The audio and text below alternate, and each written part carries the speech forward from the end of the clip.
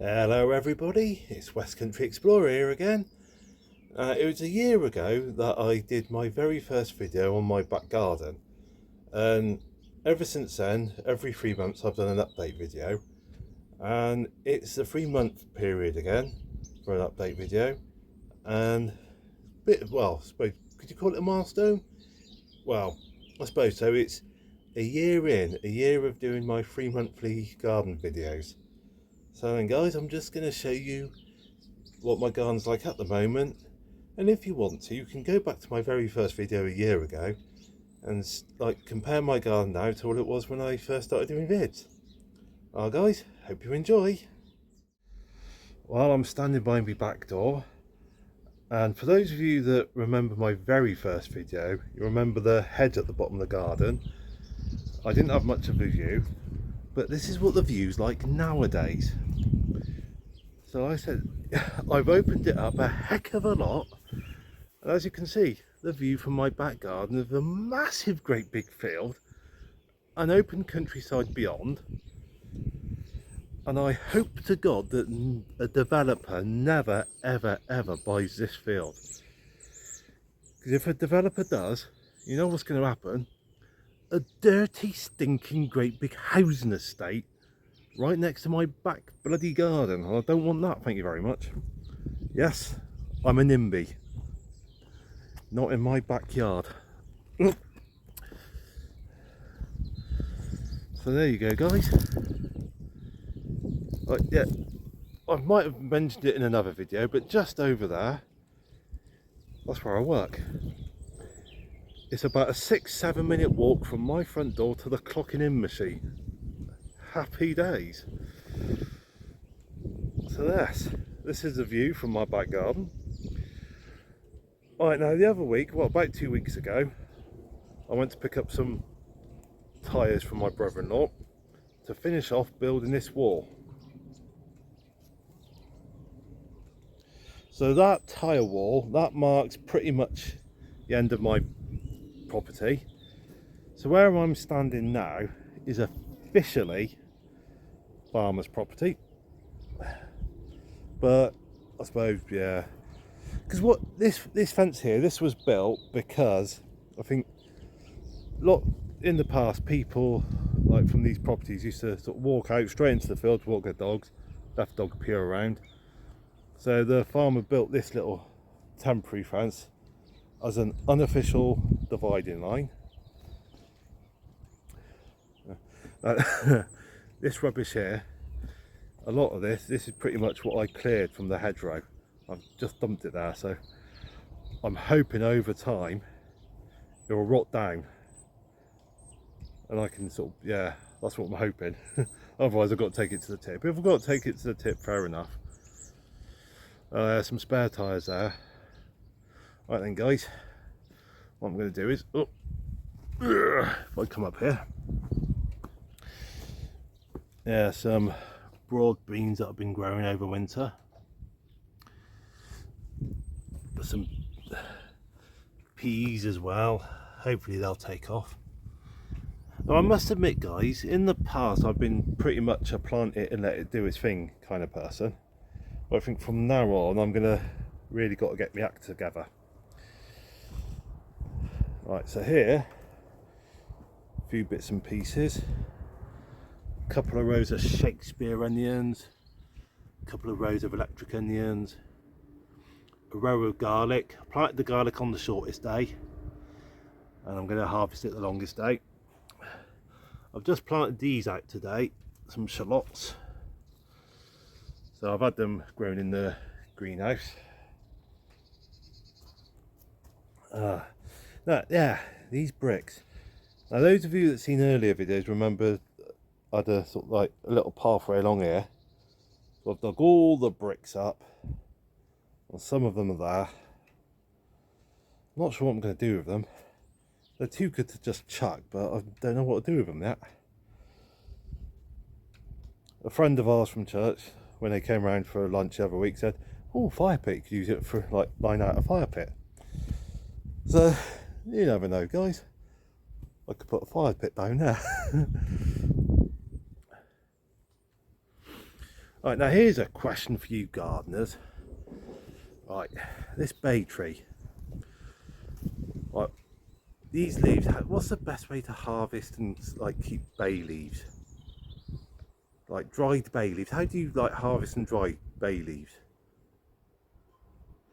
I mean, I'm going to use some of them like fresh in cooking, but I was thinking, how do you dry them out for like dried bay leaves? What's the best way? Guys, come on, give me your tips. And also, I want to take some cuttings, see if I can grow some more bay leaf trees. So again, for you gardeners, like tips on how to like take cuttings from a bay tree. I do really need to trim it, don't I? Right, look at these, right? I've just put these in big pots today, 3 fig trees. So I'm going to see what I can do with them. Hopefully they produce figs, hopefully all being well. And that might not necessarily be the best place to put them by a fence. I'm going to have to look into that. This blueberry bush, I'm looking forward to when I get blueberries out of this. Oh yes. Oh, tractor tyres. I'm gonna find a use for them. I am. Right, now over here, right guys, because when I picked up some tyres from my brother-in-law, he said, "Do you want a couple of set of wheels?" Sets of wheels. I said, "Ah, go on, I'll have them." So I've collected these sets of wheels.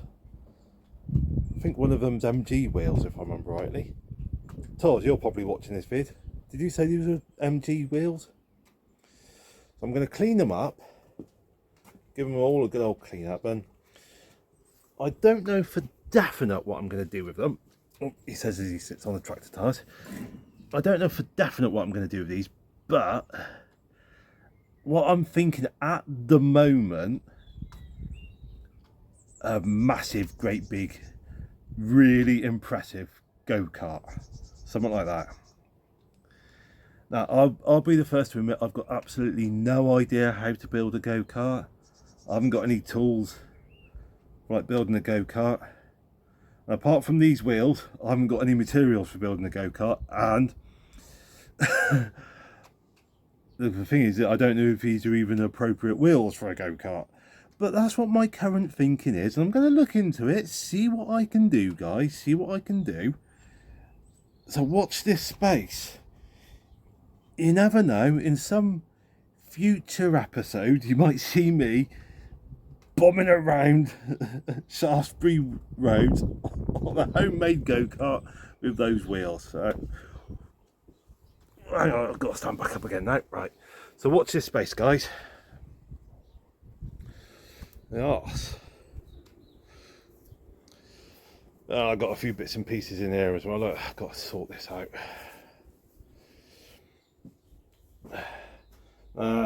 Last autumn I collected some fallen acorns, put them in there. I don't know if anything is going to happen. Today I've just planted some onion seeds in there, see how they get on. I've got some broad beans and peas going on in here. But this could do with a bit of a tidy up and all the rest. Yeah. So there you go, guys. That's my garden 1 year in.